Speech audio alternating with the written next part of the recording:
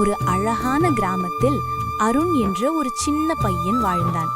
அவன் தினமும் புத்தக பையை சுமந்து கொண்டு மகிழ்ச்சியுடன் பள்ளிக்கு செல்வான். ஒரு நாள் வழியோரத்தில் யாரும் இல்லாமல் ஒரு நாய்க்குட்டி சின்ன சத்தத்தோடு அழுது கொண்டிருந்தது. அதை பார்த்த அருணின் மனம் உருகியது. பாவம், தனியாக இருக்குதே என்று நினைத்து கொண்டு அந்த நாய்க்குட்டியை மெதுவாக தூக்கிக் கொண்டு வீட்டிற்கு சென்றான். வீட்டில் அருணின் அம்மா அன்புடன் கேட்டார், நாய்க்குட்டியை வளர்க்க பொறுப்பு வேணும், கவனிக்க முடியுமா? அருண் நம்பிக்கையோடு, முடியும் அம்மா, நான் கண்டிப்பா கவனிப்பேன் என்றான்.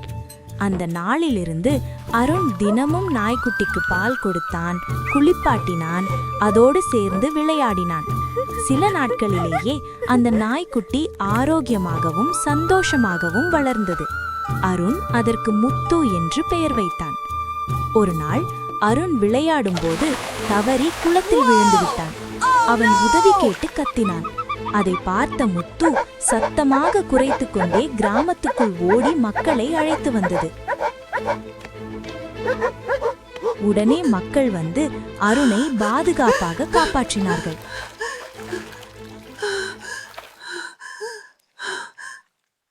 அப்போது அருணின் அம்மா புன்னகையுடன் சொன்னார், நாம் அன்போடும் பொறுப்போடும் வளர்த்தால் அதே அன்பு நம்மை காப்பாற்றும்.